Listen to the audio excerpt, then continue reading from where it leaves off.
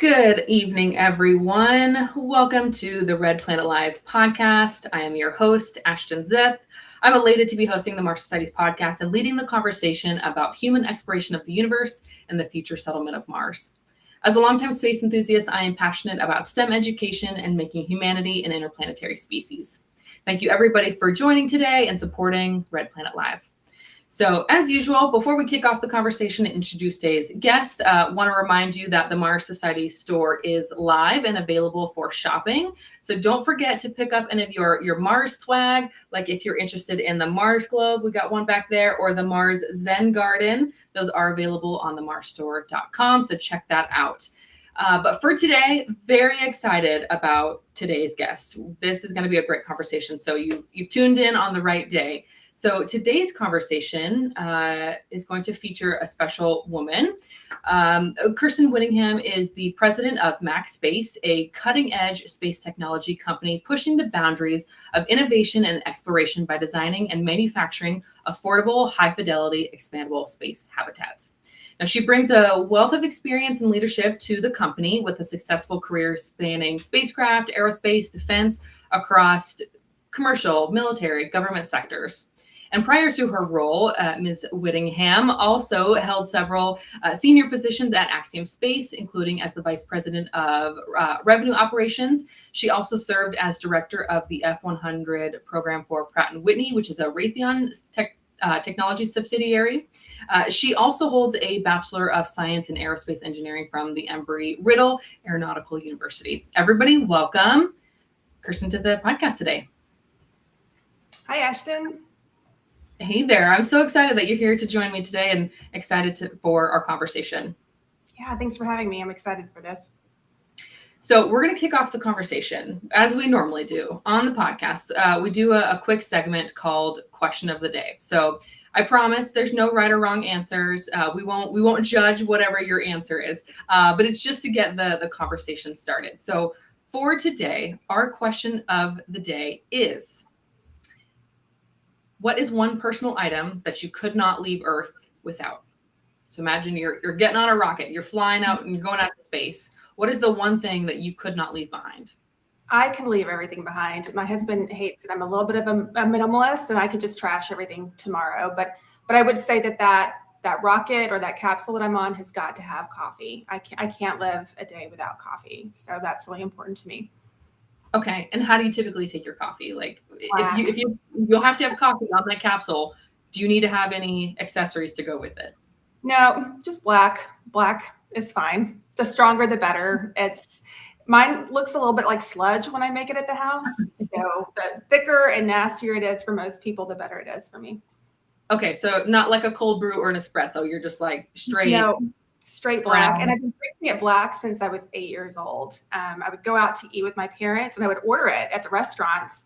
And at first, I was just sort of, putting on airs, trying to be like my dad and stuff. But I would order it at the restaurants. The waitresses would always look at my parents like, what am I really supposed to do here? And they're like, just give it to her.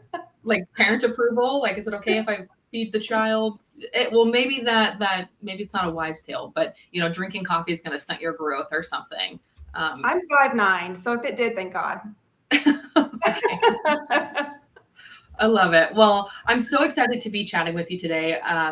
Been chatting with my friends, my colleagues, my cohort, and telling them that we were going to speak today. And so everybody's really excited to hear from you. So would love to kick off the conversation and dive right in. Want to remind everybody that's listening, if you have any questions, please put those in the chat. We'll try to get those sprinkled out through the conversation. But if you don't mind, let's start at the very beginning. Tell us about your background. Did you always want to get into aerospace? Since a child, were you always interested in going this route in your professional career? Pretty much. I don't even remember it, but I had an aunt who told me that when I was 3 years old, I said that I wanted to be an astronaut. And she's like, and I knew from that moment on that that's what you would do something in the space industry because you were so persistent, even at 3 years old, that's just very clearly what you wanted to do. So I was lucky enough to go to space camp when I was in 6th grade. And up until that point, I didn't have any other language for saying that I was interested in space. I just said astronaut because that's what you say when you're in like fourth grade or something like that. But when I went to space camp in sixth grade, I got to be part of a shuttle simulation is what they did at the time. I don't know what they do now. But you had astronauts and you had flight controllers, and I got assigned to be a flight controller. And while I was very disappointed in that at the time, I was like, oh, wait, the flight controllers are the ones that are telling the astronauts what to do. And I kind of like that. So I want to be a flight controller now. So from then on, that's what I wanted to do. And I got my aerospace engineering degree for that reason, to be a flight controller. When I graduated from Embry-Riddle, it was pretty close after the Columbia accident. There were not a lot of flight controller positions. So actually my first job out of college was as a contractor at an Air Force base. And I did space and missile type testing there. And then after 2 years, NASA was hiring at that point again for flight controllers. And I went and I became a space shuttle flight controller, and then transitioned over to the ISS program. So I got to work both sides of the house there, and just achieved my dreams. It was very cool. And I'm so glad that I was able to do that. That's incredible. I have to ask, was Space Camp like the movie Space Camp? No, but I did watch that growing up and going, I don't know, is that possible? Can I be launched on a rocket to go into space? Just accidentally like going, through a simulation and then it ends up launching. I watched that movie not too long ago, so it's top of mind. That's why I asked. Okay. Yeah. No, it was very different. I think just in general, I mean, aside from the launching, it was very different. It was much more camp focused and a lot less. They were very independent in the movie. That's not how it was there, but still a good time. We're squashing some dreams for I think so. Watch that, we're hoping that was the case. But no, that's incredible. So forever you wanted to be in aerospace. You knew that was the path. Obviously had a lot of roles along the way, and now you're serving as the president of MaxSpace, which is very interesting. Can you talk us through like what is MaxSpace? What's it building? How was the company started? Sure. So MaxSpace, to the outsider, is going to look like a startup and it's going to look like a new company. It's not really. There are 3 inflatables that are in space today. Genesis 1 that was launched in 2006, Genesis 2 right after that, and then the Beam, which is attached to the International Space Station. So inflatables have been around for quite some time, and all of those have some sort of heritage from a company called Thin Red Line, which is in British Columbia in Canada. That company is owned by a man named Maxim, and he's the one that has guided space inflatables are in orbit. He has wanted to commercialize this technology for some time now, and he got partnered up with our other co-founder, Aaron, who is one of the 4 co-founders of Made in Space. So a lot of folks who have paid attention to the space industry will recognize that name. Made in Space is now Redwire, but it's like one of the original successful space commercialization companies. Yeah. So the 2 of them got together and said, okay, hey, we're gonna do something with this. It's going to be something that we make products out of, we market to the government, whether that's civil, like NASA or the DoD. And we're going to look at what those applications are. And as they talked about that more, they realized they needed to bring somebody in that had a little background in business development and customer management. And that's me. So I was lucky enough to get the job as president. And I'm very, very excited to be here and to help them shape what that product strategy is going to look like going forward and what that roadmap looks like. How are we going to eat the elephant in one bite at a time, right? Because it's a big thing to say, okay, well, we're going to be here in 10 years, but how are we going to do that in very logical steps? Mm-hmm. Okay, there's a lot to unpack there. We're going to dive into all of this, but I think we have a quick video to show. We could play that. That would be. This was created to maximize space in a way that's never been possible before. Our mission is to unlock a new frontier for humanity. MaxSpace means betterment for all humans on this new frontier.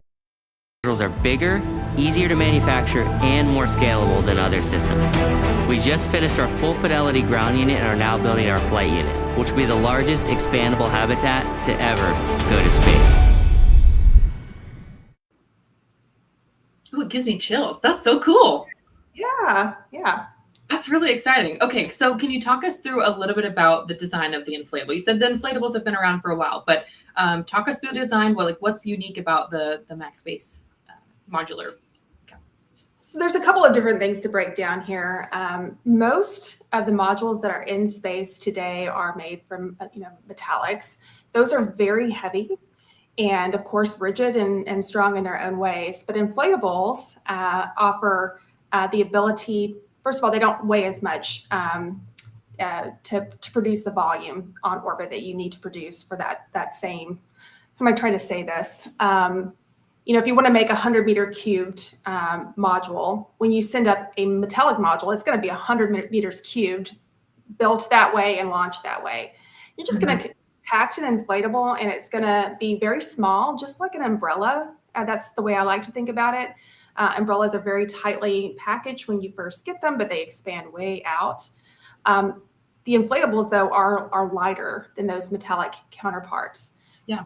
The unique thing about our inflatable modules, because there are competitors that are working on them, they typically go for what's called a basket weave design. It's exactly what it sounds like. It is literally basket weaved. That is much heavier than our structure. Our structure is unidirectional. There is no weaving, and it still has the same strength, same protection against micrometeoroid impacts. There's good radiation protection. So it's still as safe as anything else. And I like to emphasize that there have been modules on orbit since 2006, still up there. It's obviously very safe, because a lot of people say, oh, it's an inflatable. Is it like a balloon? It's not like a balloon. Right. You have to sort of divorce yourself from that comparison. The other type of inflatable that people are kind of familiar with, but maybe not the same type of thing, is the spacewalk suits. Spacewalk suits are just another form of inflatables. So anyway, it is cheaper to manufacture. It's cheaper to launch because you pay for your launch based on mass value a lot of times. So if you're already less mass, then you save money there too. And it offers the same protections. So we do think that there will be a really good market for this as we move forward. Yeah, let's talk about that. So, looking to commercialize this, you said, you think that there's a market for this. I think you said at the beginning that you're primarily focusing on civil, so NASA, and then some of the DoD type of customers, and that's where you're looking to sell this, right? That's correct. I think right now, a lot of our focus at the moment is going into DoD applications because we are a small company and we have the ability to work as a small business and go after some of that sort of set aside in one way of looking at it, and showing off what we have, but also getting a little bit of funding to improve upon maybe certain aspects that we need to improve upon. So the DoD is an area that I personally spend a lot of time on, but there are NASA applications. We talk to primes and just try to fill out where we can help in those NASA applications. But there are also other applications that could be coming up in the future. I would say we're not really ready for them right now, but maybe at some point a private individual says, hey, I just want a little getaway in space. That's going to become a reality at some point. And so hopefully that's something that we can also play in. Yeah. So I'm curious, what are some of the long-term visions? Like you mentioned, obviously DoD, you're focusing on that, but maybe there's a private person or a company that wants to do this. So I imagine like a space hotel, like you're selling tickets, and somebody that wants a once in a lifetime experience, they're going to go and spend some time in one of these modules. Is that kind of what you're imagining for long-term goals? There is, and let's talk about this in two ways. I'll talk about the market, and then I want to talk a little bit about those goals. But restate it in a different way. We kind of have four different ways that I look at the market. You have DoD, you have civil space, which is mostly NASA, but could be international government agencies as well. You have the commercial LEO destination providers. Maybe they themselves need a little bit of extra storage volume on their stations. That could be a market for us. And then you sort of have this long-term other, whether that's entertainment, a movie studio in space, or a private individual wants to own a module, or hotels, that type of thing. That is something that I think the CLDs themselves are also trying to develop, and I think that is further out. But for us, our roadmap looks a little bit more like this. We do have a flight that is going to launch in early 2026, Alpha 20 module, which is 20 meters cubed. It is our first flight for Max Space, but again, not Maxim's first flight. He has other modules in space. So we're going to look at ways to make sure that this module demonstrates our ability to work with customers and deliver on the requirements that they have set forth for us. So that's in early 2026. We already have that flight booked with SpaceX. Now, on top of that, one of the next things that we're doing, like I said, is working with the DoD and with a customer base of sorts. You know, they're not our customer base yet, but talking to them and doing customer discovery and saying, well, what is it that you need from us? And we're getting more of a roadmap that is solidified that I think we will, roll out and make public in the next few months. That's so cool. That's so exciting. What does the testing look like prior to that launch in 2026? How do you do testing on Earth, or have there been some just payload launches that we've tested ahead of time? What does that look like? Yeah, so there's a number of tests that are related to any type of module, really, but you'll see if you follow along with some of the competitors on social media that there's something called a burst test, and that's what gets a lot of the news, because that's when you blow up the inflatable and it pops, and that's where you do kind of get closer to that balloon analogy. Yeah. And I was just dialoguing with somebody who's outside of the space industry who was like, I understand theoretically that was successful because they're saying that it's successful, but I don't really know what that means. And so let's talk a little bit about that. The burst test takes the module to at least a safety factor of 4. So you're going to hold a normal atmospheric pressure inside of that. You need to hold more than that times 4, and then maybe more than that. And then if it bursts above that, you're good. So you want to prove that you can burst above that sort of set pressure. So that is one of the more dramatic tests that you'll see, but there are other tests. There are tests making sure that the module will deploy the way that it needs to deploy, and Maximum team have been working on that. There are compression tests. There's strength tests on the tendons that you can see in our module. There's vacuum testing, wind tunnel testing. There's all sorts of vibe and shake testing. So yeah, it is a thoroughly tested module by the time that it gets into space, and we're more than confident that it will, meet the requirements that we have for it. Where does that typically happen? Is this happening in inside of a vacuum, or you're testing somewhere like the Mojave? What does that look like? Where does it happen? Mostly near Maxim's facility in British Columbia. He's got plenty of space up there. But Marshall Space Flight Center also has facilities, and I think as we can get further along, we anticipate using some of their facilities from time to time, depending on the scale of the module, for example, or the end user. Certainly if NASA is the end user of a module, we're probably going to be testing at Marshall Space Flight Center because it just makes sense for that. Yeah. What could some of the future crew that are going to stay in the module, what could they expect the experience to be like? That's a good question. I mean, we would definitely like to see improvement, and I say we, I think just as a community, improvement over the International Space Station. And not to put down the International Space Station, but it's been up there and it's a workhorse. It's becoming very crowded. But also, even since day one, as a former flight controller, I know that it's very noisy. It can be very smelly. It can be hard to clean. And so these are all types of things that we're looking at for our modules as well. And I'm sure others are also looking.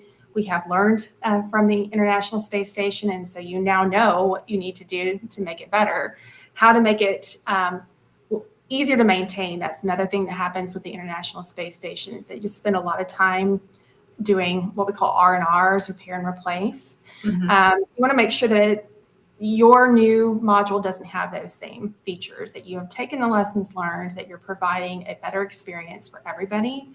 That generally is going to mean that module allows you to get more science and manufacturing done versus having to maintain, having to upkeep, having to change out filters, that type of thing. We would also like to see, of course, a lot more windows. All those astronauts on the ISS get crowded into the cupola because it's really the only place to look out of.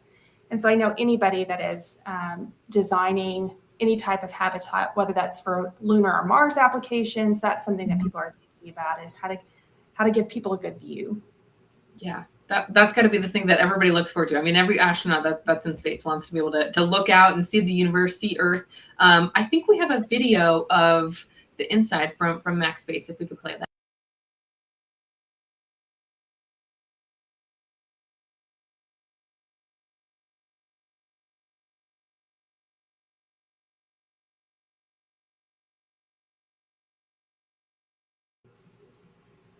Pretty cool. I like it. Yeah. So you mentioned about some of the science that's happening like on the ISS. Is that all the same science that could occur within the expandable space habitat? Is there any limitation to the type of science that could happen?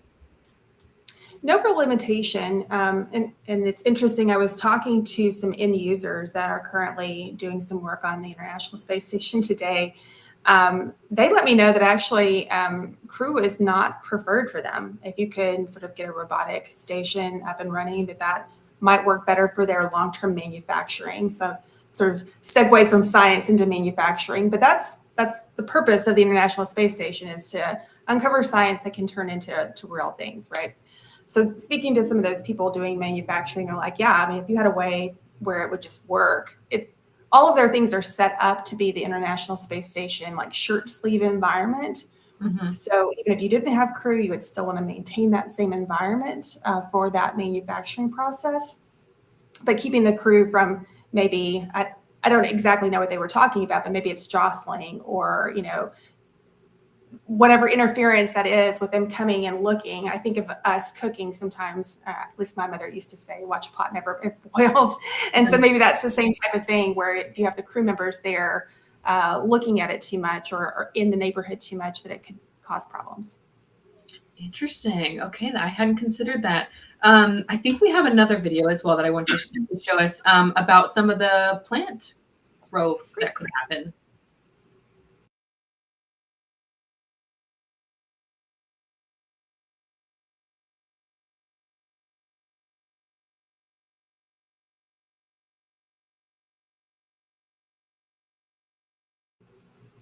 So in the video there, we saw there was a robotic arm. So in that scenario, is this fully autonomous? This is expecting that this is going to be a robot that's maintaining the plant growth. That's the thought process there. And there's nothing that would be like that today. And I don't think anything's quite ready for that. It's my understanding. Other people can prove me wrong. But yeah, that's a thought process. And going back to why would you do that? Well, that's mostly for the moon and Mars. They're going to need to have plants that they're growing there. It's going to be a lot of plants. Well, we can provide a lot of volume, and that volume is very cheap to get there and to manufacture. And now you can grow a lot of different plants. You can, as you saw, you have them sort of stacked up on top of each other, have different kinds of plants on each level with different kinds of lighting. So yeah, but that was the thought process there, is that it would be autonomous with no crew requirement. Mm-hmm. That's going to be necessary once we're sending crews to the moon, or we're sending them to Mars. My question is about, could the space habitat be sent to Mars? Like in the video that we saw, it was deployed in space, so it's floating. Mm-hmm. Could this be used on the surface of of the moon or the Mars? Yes, and that's one of our other intents here, is to make sure that we position ourselves as well as we can to be part of that type of architecture as well. What are some of the current, thinking about getting habitats to Mars right now, what are some of the current challenges or limitations in that development process? Obviously, like, we got to get, there's funding, we got to get rockets there, all of that. But right now, with the development and the design, the manufacture, the creation of the habitats, how do you think about the surface of Mars when you're trying to build a habitat that could be making that trip or that journey to Mars? So I think the number one concern for me, when we start talking about Mars and Martian applications, whether it's a truly crew habitat or these agricultural type habitats, mm-hmm. You've got to have a really good ecosystem, and that's a life support system for folks who don't know. So this is what makes sure that you have oxygen, that you can scrub out the carbon dioxide, because that'll give you headaches. So you still have to have some version of that. And what we have right now is very heavy It breaks a lot, and I'm talking about the International Space Station. So you're going to have something that's really robust, especially for Mars, because you don't have the ability to get a lot of spare parts. And, you don't want people getting sick because they don't have a good life support system. So I think that's the number one challenge is figuring out how to integrate that in to whatever you're doing. Absolutely. That's crucial. You just mentioned the ISS again, and I just have to ask, I've talked to other guests about this before, but the current plan for NASA to decommission the ISS, I know that there's been talks about like maybe up orbiting it, but it sounds like right now the plan is to pretty much let it fall back into the ocean. What are your thoughts on that? I kind of get pushing it up there. I get both sides of this, right? Like I get pushing it up there, but it's like, well, why? It's just going to be sitting up there, and for what? Mm-hmm. I do also worry about space debris, and I think even when you push things out to another orbit, at some point those orbits become crowded. They're not crowded today, but at some point we just start pushing enough things out there. Mm-hmm. So what future problem are we pushing off in order to make that decision to push it up to a different orbit? I think it's smarter to bring it down. I'm not sure if and I truly mean I'm not sure. I'm not sure if I think that the current plan is the right plan.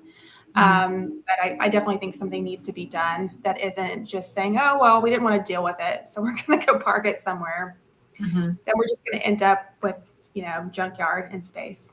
Yeah. And so for those that are unfamiliar, can you give a quick overview about why NASA is looking to decommission the ISS? Yeah, I mean, it's outlived its usable life. I think when they first started designing it, I think that they had tried to design every system to be around 30 years. And that's really where we're at right now. So when you're in space and the systems start to wear out, your structural systems on the external, if those wear out, then you can get leaks. And those can be, of course, very dangerous to the crew. With such a large volume, you're probably okay. But if you had a smaller volume, a leak or even a big leak could be a very big problem. So it's things like that. And as I was just hitting on with the life support system, always having to do repair and replace. That's not their purpose. Their purpose up there isn't to service the space station. Their purpose is to doing payloads. So when you get to this point where you can't even do your job because let's switch subjects and say it's like having a house it's the money pit. If you've ever seen that, that's kind of where we're at, where you're just throwing money into this house to upkeep it and make it look really good. And you're just throwing money into it. It's falling apart around you, and you're just spinning your wheels trying to keep it going. And so a lot of the technology is a little bit antiquated. It's archaic now. It's not up to date. So astronauts that are at the ISS are spending a lot of their daily time and effort is just maintenance and repair, right? Right. That's right. At least my understanding, I haven't sat on console in a long time, but even when I was on console a while back, it was still a lot of repair and replace. And another way of also looking at this is just talking about how archaic those systems are. All those cords that you see now routed through the ISS, it didn't used to be that way. They're being routed. My understanding now is because the systems weren't designed to fit in the way that they needed to fit in. So now you have to route things differently, and it gets crowded and cluttered, and it's not necessarily great for people's psychological well-being to be in 6 months in such a crowded, junky place, I guess. Yeah. Maybe they need a larger inflatable space habitat. Yeah, I mean, they do have the beam, and they use it for storage. That's what they use it for. And we will have more should they need more for storage, and something for other space station companies to think about. Mm-hmm. Well, you touched on the space debris. We've talked about the ISS and how a lot of that is failing technology. It's turning into junk.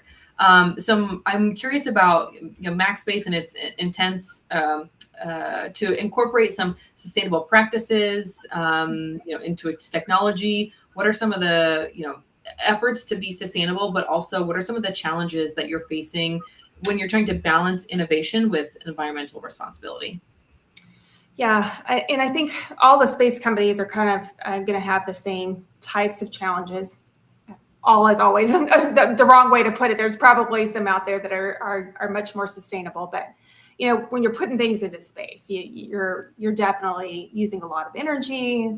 There's that type of thing that's happening all the time. The nice thing, going back to our modules weighing less, is that you could launch the volume of the ISS today in one Falcon 9 using our technology. So when you start talking about not having to use as many launches to get things done and the environmental impacts that has, it definitely makes a lot more sense to use something like this. I don't think it's right in every application, but there are definitely applications where it is right. And so where it is right, I think we should be looking at, well, how do we conserve launches by not sending up big, heavy architecture? So I think that's the biggest way that we play in this. We are doing some talks too about how maybe we can help with orbital debris. That's still in the very early stages. But those are the two big ways I think we help with this conversation. Yeah. What would be the approach of the tactic there with orbital debris? A container. Okay. Interesting. All right. That's going to be become more and more of an issue as more satellites are launched. There's more being built, either in, like the low Earth orbit. I had heard not too long ago that Axiom, where you were previously at, was looking to build the first commercial space station. Can you just give us some insights about your time at Axiom, what it was that you were working on, and maybe what the goal there was? Sure. And, I have a lot of good friends still at Axiom today, and I wish them all the best. I still really cheer them on from the sidelines, and I think that they have a great vision, and I hope to see them succeed. I was the vice president of revenue operations, and so I helped with sales and marketing and trying to make sure that we had efficient revenue processes. I also had a team of program managers that oversaw the customer contracts that we sold, like with ESA, with the Italian Air Force, for example. I was the one that negotiated those agreements, got those in place, and then I had a team that supported those. So very tied in with the mission part of it, also very tied in with sales and marketing and sort of the strategy that leads up to getting to the mission. That's so exciting. I selfishly am excited by that. I come from a background, I work in tech, I work for an automation software company, but have always been interested in space and have been, wondering like, hey, is there room for me? As my cohort friend, Allison says, is there space for me in space? And so, for those of us that want to get into space, that want to be a part of the mission, we want to help get, people back to get people to Mars. What would you say to those that maybe don't have a technical background? I'm not an engineer, but I'm looking to make that transition into a space industry. What advice would you give us? Go apply. There are a number. I think there are a number of jobs that ends in the Voyagers. They need finance, just like any other company. They need lawyers, just like other companies. They're going to need IT people. So like if you're fitting into some of those categories, or you're a salesperson, or you're a software designer, you know what? They probably have a job, and they're probably needing somebody to take those jobs on.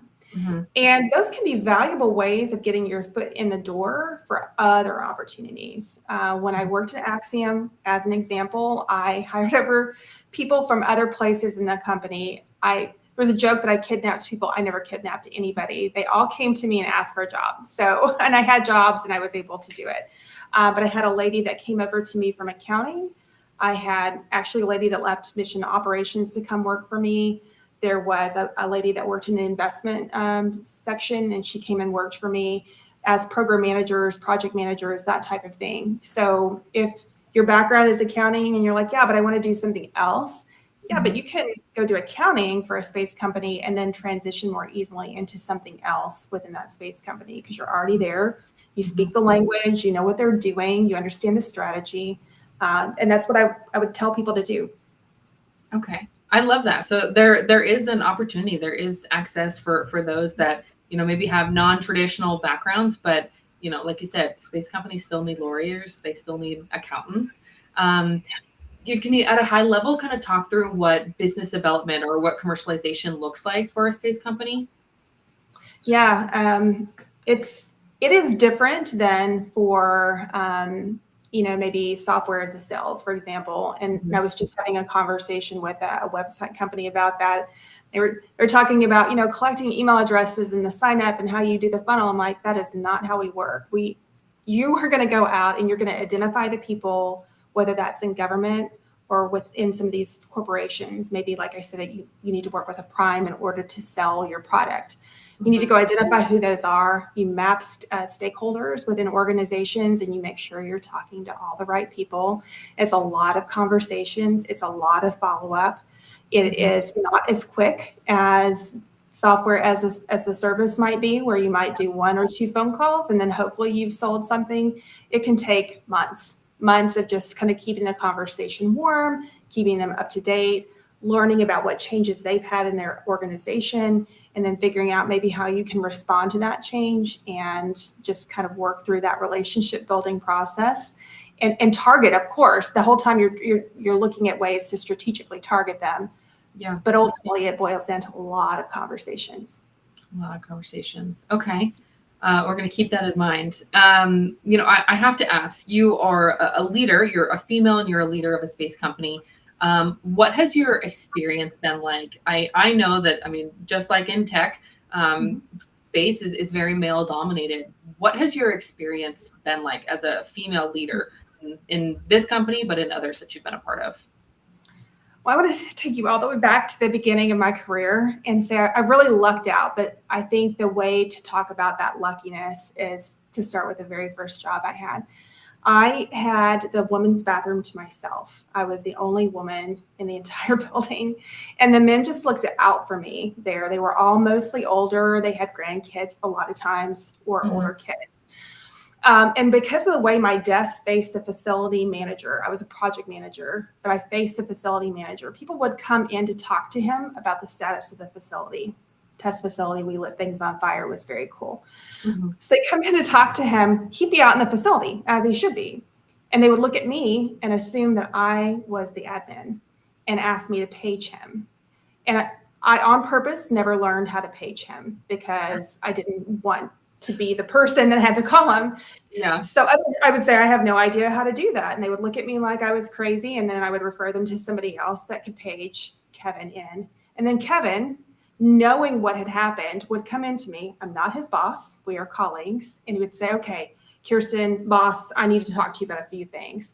He would show that person up, because he knew it was happening so frequently. So he would put people in their place. It made me feel very secure. And I think that started me off on the right foot for the rest of my career. But I've also just been incredibly lucky. I haven't run across a lot of really nasty issues. I've had them. I've had a few here and there, but for the most part, it's been nothing but supportive teams. And at Pratt & Whitney, I'd like to call them out because I had so many wonderful female leaders that I could look up to and ask questions of. I'm still in contact with some of them today. They had great programs to develop female leaders. And I think, again, I was just very lucky to be part of that.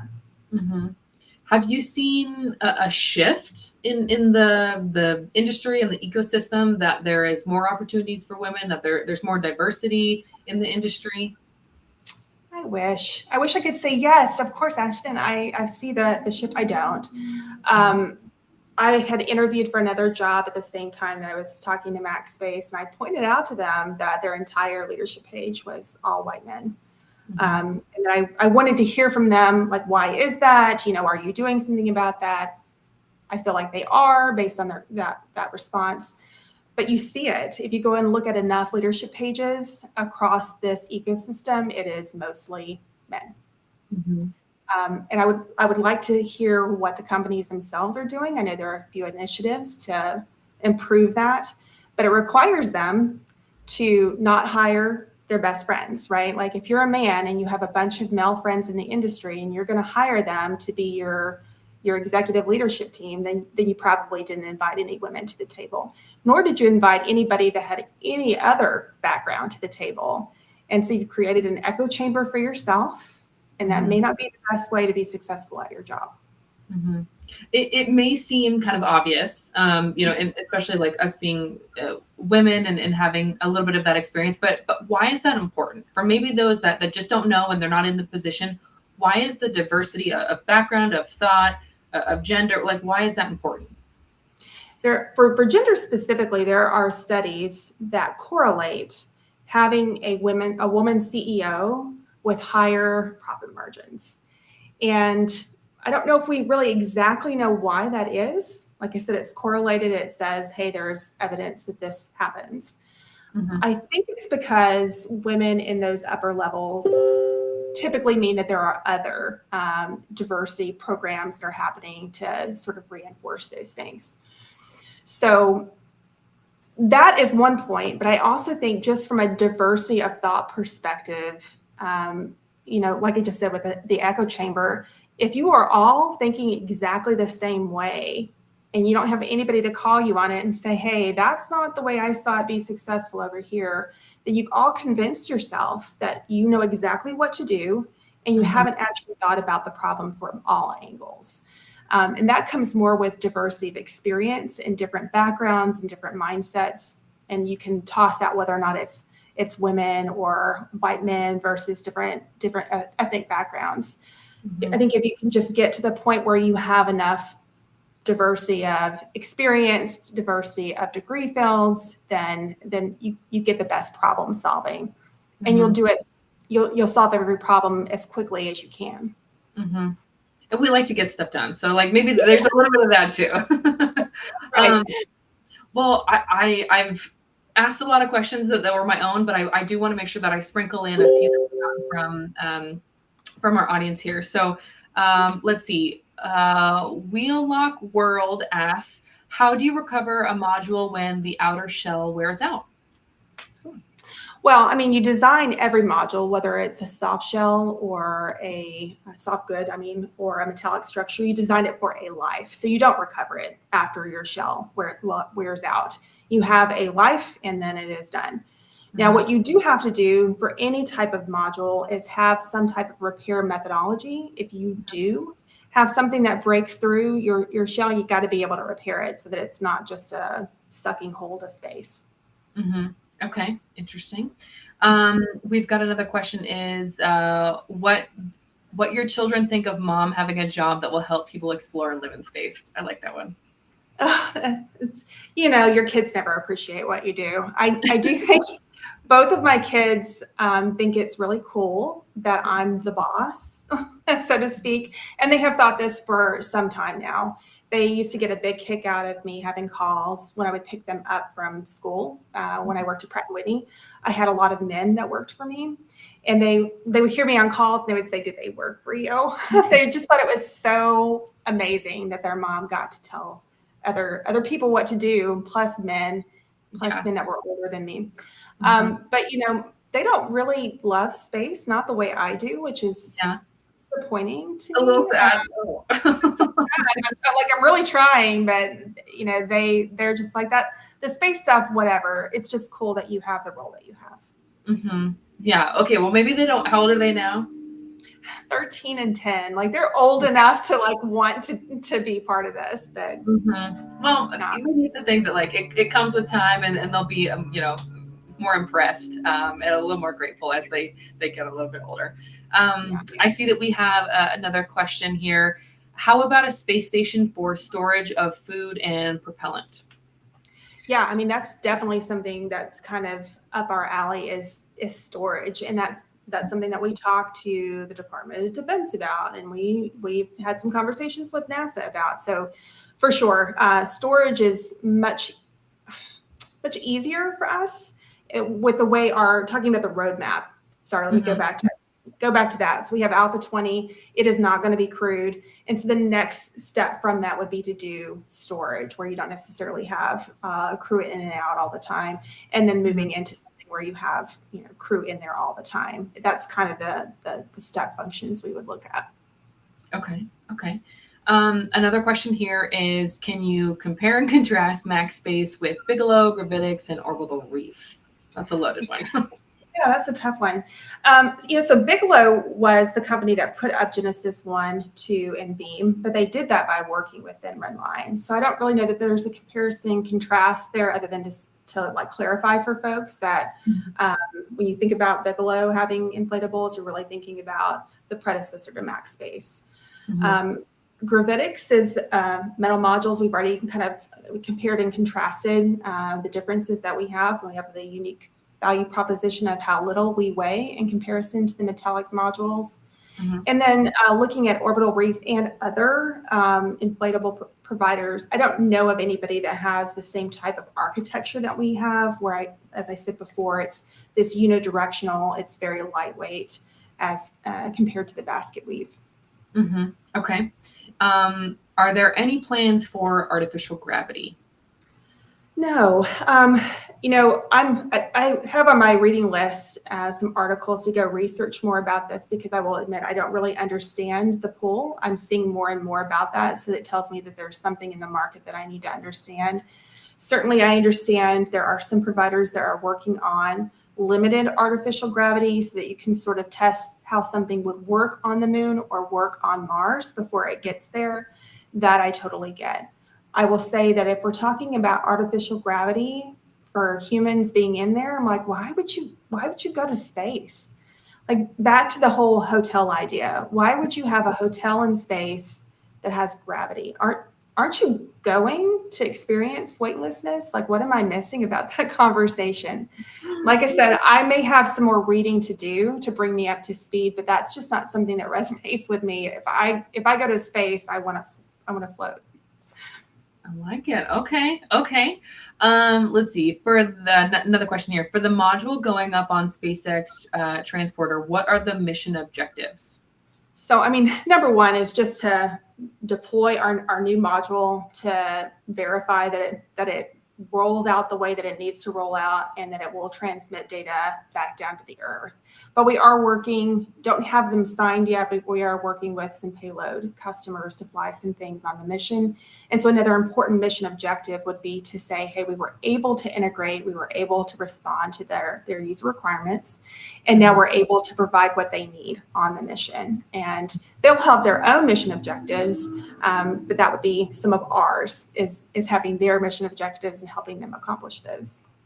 Excellent. To the extent that you can talk about it, how do you decide which launch provider you're going to go with? Obviously SpaceX is well known in the industry, but there are obviously others, Relativity or Rocket Lab. Is there a reason that you specifically pick SpaceX, and could in the future you might be looking at some of the others?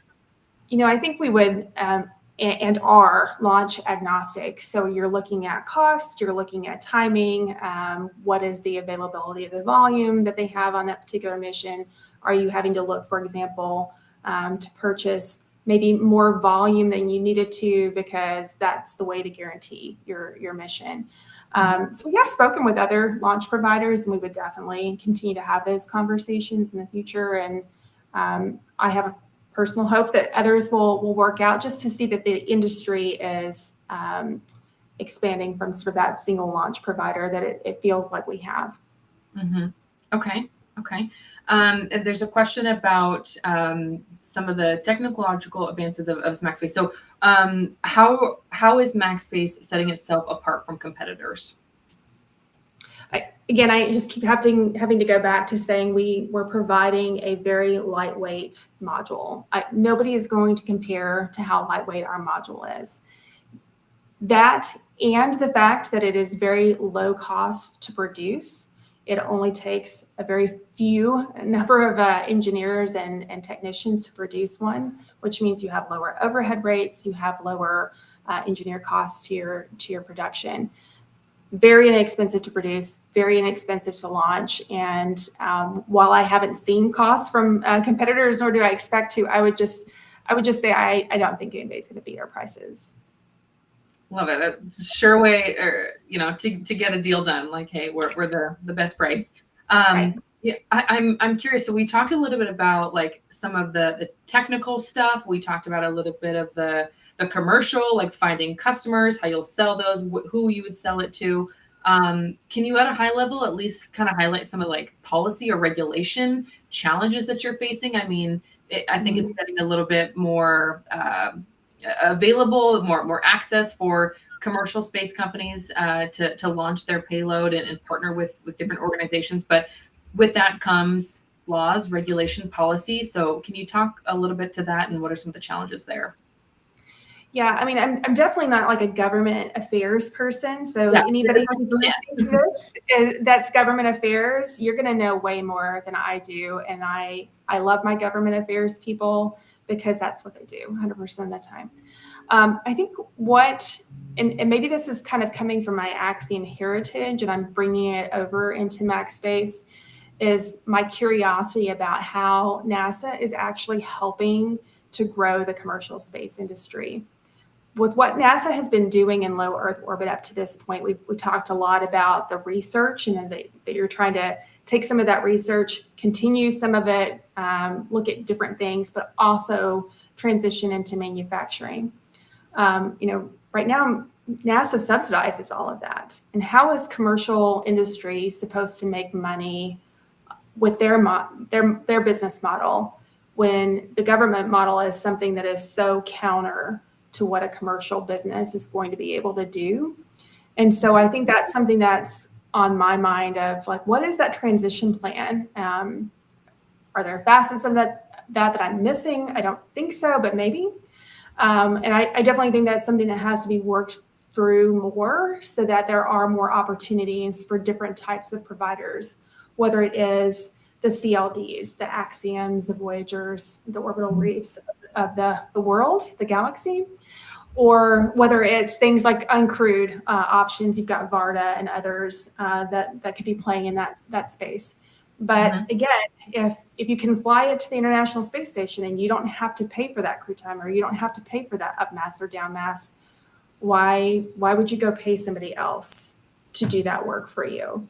And I think that's what the industry is going to struggle with until we have more of a direction from the civil authority in the matter. Yeah, absolutely. That a lot of it is going to depend on, like you said, the civil authority. So there's a question, and I'm going to paraphrase there, but could the MaxSpace modules go past the moon, go past Mars, go to like some of the Lagrange points, L1, L2, like, is that an option? Could it go that far? Is there some limitation on the distance or how long it can remain inflated? Would that be a possibility? Yeah, I mean, I would definitely want to refer to Maxim on some of the more technical questions. I don't know of any limitations on those. Back to, it's all a design feature, right? If you say my mission has to do X, then you design to X, and then you're able to accomplish that. But there may be some nuances of that I'm missing. I'd have to defer to Maxim. Okay, well, we'll leave the technical question there. We have another question here. This is from one of my fellow cohort students. Right. What about MaxSpace was enticing to make the switch from Axiom? So, I mean, just to clarify, I left Axiom without another job lined up. I just needed some time off. I had run myself ragged and I spent a few weeks on the beach, and then I felt good and I was ready to find my next position. And I think I was interviewing for different positions all around the same time. So I still can answer the question and say I did have other positions, but I chose MaxSpace for a reason. And what was that reason? I think part of it's because I'm a helper at my core. I feel like that is why I'm here on the earth, is to help. And I felt like a very young, new, small organization has a lot that they are going to need. And I bring a lot of different kinds of experience to bear. And I felt like I could help. So that was a big part of it. But the other big part of it was just seeing Maxim and Aaron interact. I got to see them interact in person before I officially said yes to the job. And I think they just really care about each other. And you don't always see that. Again, these are not best friends from 20 years ago. They just met recently. But they definitely have a deep affection for one another. And it just felt really good. So I was excited about it for that reason. I want to be a part of that. I love it. I mean, so much of taking a role within a company is about the culture, is about how, you see the leadership run their teams. Is that a place that you want to be a part of? So I love that you mentioned that. I see we have another question here. For the lunar module version, are you partnering with a lander company or potentially building the entire module? Yeah, so for lunar modules right now, we would be partnering, and really for even modules that are Alpha 20 module that we've talked about a little bit, we have other people that are providing aspects of the mission. So we'll have a satellite bus provider that's providing like the power and communications and things like that. And so we would expect to utilize other we'll call them subject matter expert companies in areas that we are not experts. We are definitely experts on the inflatable, the structural technology, but where you need guidance, navigation, and control, and this, the landing aspect is very complicated. We would definitely work with somebody else if that were something that we were selected for. Yeah. Mm-hmm. Speaking of working with someone else, we're starting to see more of these partnerships between space companies and non-space brands. For example, like Intuitive Machines and Columbia, the brandware. Is that something that could be, of interest? I mean, if a company says, "Hey, we got a paycheck, and here we want to put our logo on the side of your inflatable habitat," is that a possibility? Is that something that you could consider? I'm laughing, as you can see. There was a LinkedIn post about a week and a half ago where the man who posted was very against the SpaceX Doritos partnership that they have for the current mission. Yeah. And he compared it to NASCAR. And I jumped in and I was like, whoa, whoa, whoa, whoa. I don't know why I have to bring NASCAR into this because I love NASCAR. I'm very, not like their core audience, but I love NASCAR. I'm like, they've got a good thing going. They understand marketing. They know how to market to their base. All their sponsors are pretty much targeted to their core audience, some of which resonate with me and others which don't. But I think the same shit should and might need to be true for space. We were just talking about how NASA hasn't made it easy on these commercial companies. And so if you were to say tomorrow, well, you can't have advertising dollars or you have to turn that away, I don't know how many missions are going to be able to be flown without that supplementary sort of income. And if we can find a way to do it the way NASCAR does, very targeted to the Space Corps audience, I think it's organic. I don't see anything wrong with it. And I think it's just goodness for everybody. I love it. I'm hoping we see some cool logos on the side of those, habitats here soon. Obviously, NASA being the organization that it is the authority, as you mentioned before.